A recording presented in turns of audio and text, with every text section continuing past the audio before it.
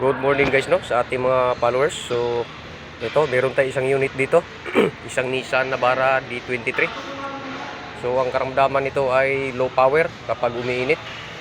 So ito po ay D23 2017 model. So ayan, makikita natin at testingin natin dito sa loob kung anong makikita ni Gary Works na magiging problema no ng kanyang low power. Siyempre, testingin natin muna. At dito guys ay makikita natin na one click naman siya no. So ayan, malinis yung andar, walang check engine. Pero ang sabi ng may-ari ay lumalabas doon check engine tuwing mainit no. Kaya ang gagawin natin dito, ayan, malakas pa siya kung walang check engine. At dito guys no, ang gagawin natin ay syempre dahil walang check engine, subukan natin gamitan ng ating pantawas. Baka sakali tumatak sa kasaysayan yung kanyang nararamdaman at sabihin niya dito sa ating pantawas no. So syempre, pindut-pindutin lang natin yung ating screen at hanapin natin kung taga saang lugar itong ating pasyente. So dito tayo sa Far East. Dahil dito natin mahanap ang lugar kung nasaan nakaposisyon si Gary Works. So syempre, the Philippines. Alamin natin at hanapin natin ang kanyang variant yon, NP300 Navara D23. So pili lang tayo ng model guys at dito i-scan na natin. So dito guys no, wala tayong nakita ang trouble code kanina doon sa ating pagtatawas. Dito susubukan natin siyang i-road test. Paiinitin natin, tignan natin kung lalabas pa yung kanyang hinalang problema no. Dahil ang sabi ng may-ari ay nalabas daw pag ginamit. So dito gagamitin natin at antayin natin mag-check engine at saka mag-low power no, para malaman natin kung ano talaga ang kanyang karamdaman. So ayan guys no, lumabas na po yung kanyang check engine. Ayan, nakikita nyo. So gigilid muna tayo at titestingin natin kung mag-low power siya no. Gilid tayo muna. Try nating i-revolution. Yan, lumabas na yung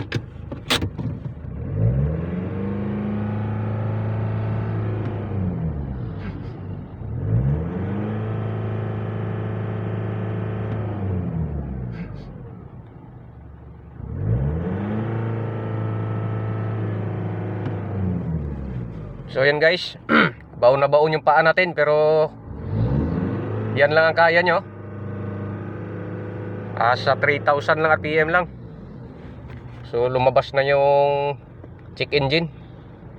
So ito ngayon yung ating titignan kung anong code ang kanyang ibibigay no. So try natin i-off muna.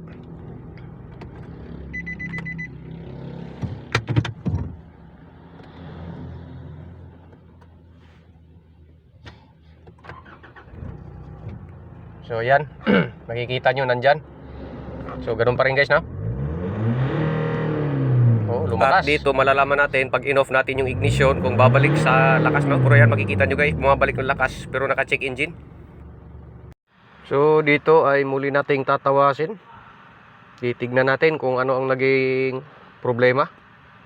Dahil sa nakatatak na ito sa ECU, kaya malalaman natin kung ano yung code na nag-trigger no. So ito na guys no. Meron na siyang full code 1, kanina wala no. So ayan, meron na. So yan ang abangan natin kung ano yan. Dito ay ayun. Ngayon guys, makikita nyo exhaust gas system. So ito guys ay mas kilala sa pangalan na turbo boost actuator no. So pakita ko sa inyo kung ano yan. Kaya Gary Works, pasok. So ito nga pala no, yung ating code. Ito, turbo boost actuator.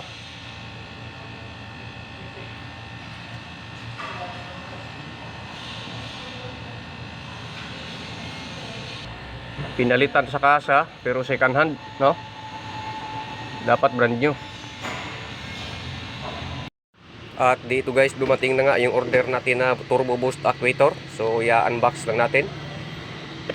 Ito po guys ay replacement no, hindi po ito genuine. Kasi kung genuine ang bibilhin ay kasama daw yung turbo. Pero dahil sa mahal yung turbo, dahil nagkakahalaga ng 156,000, so napilitan si customer na replacement lang ang Turbo boost ipapalit natin, no? ng Navara. So ayan, nabili lang yan sa Shopee. Ang tanong kung tatagal kaya ito guys na ng ilang taon. At dito dahil hindi siya calibrated, so gagawin natin, i-self-calibrate natin siya guys, no? Ayan, makikita nyo gagalaw yan. So ayun, no? Sumeting siya guys, no? So goods na yan, install na natin. At dito bago natin siya palitan ng ating brand new replacement, ay siyempre kakalasin natin muna yung ating lumang boost actuator, no? Dahil pagpapalit na tayo ng bago. So kalasin lang natin yung 4 na tornilyo o tatlong alin na nasa likod. So yun lang ang kapit niyan, at saka yung joint na nakalink doon sa ating turbo ay madali lang nang tanggalin. Malambot lang naman sikwatin, no? So dito ay ingatan nyo lang yung washer na nakalagay dyan sa may gitna, at baka malaglag at hindi nyo na mahanap, dahil napaka-importante po ng washer na yan, no?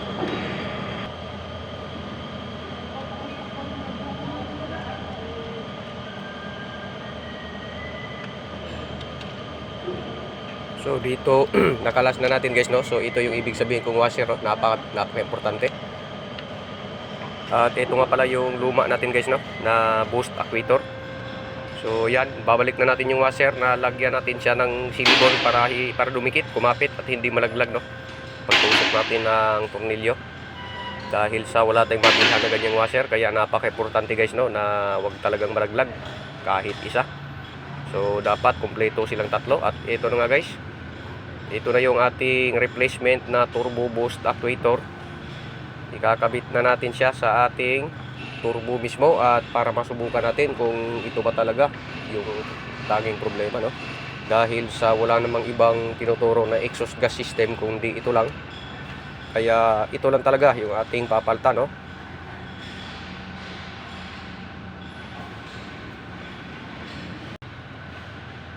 At siyempre huwag kalimutang hapitan yung alin natin guys, no? At siyempre huwag din natin kalimutan yung kanyang connector, no? Yung socket, para gumana ng ayos yung ating turbo. At dito ay pa-startin na natin.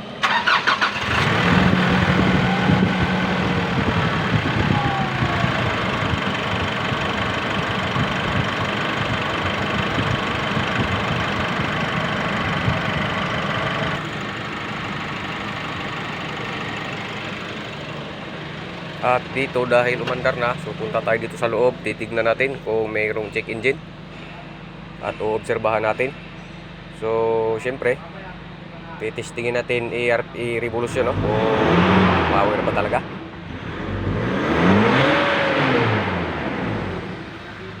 Ay!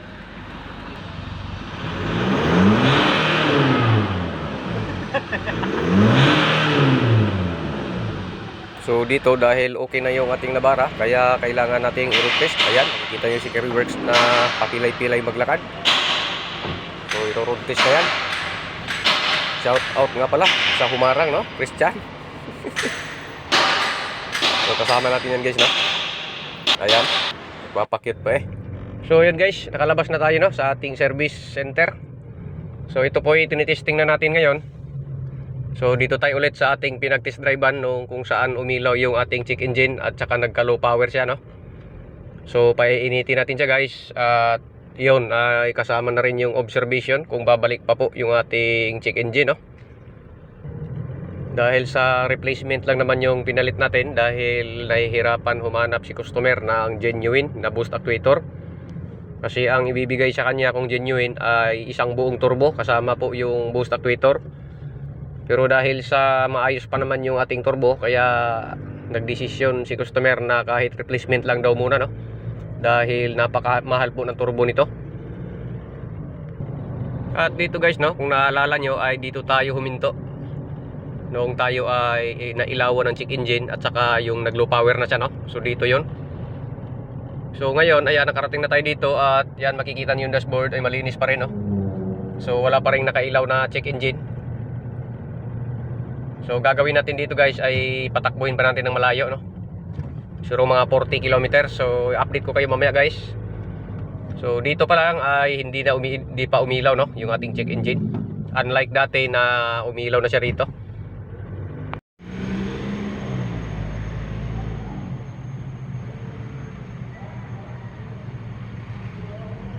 So naka ano na tayo guys, no? Naka 28 kilometers na tayo. Yan, makikita niyo yung kalsada rito guys, na ang dami banderitas. Pero yan, makikita nyo, wala pa rin check engine, no?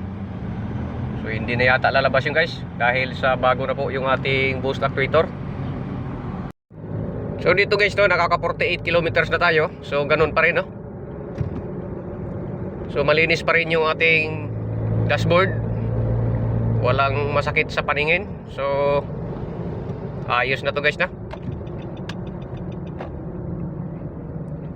Dati 8 kilometers pa lang ay umilaw na yung check engine.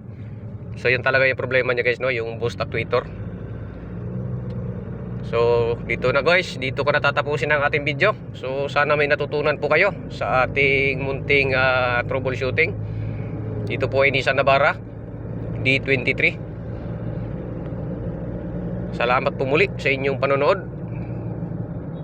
Muli po, inyong lingkod, Carryworks.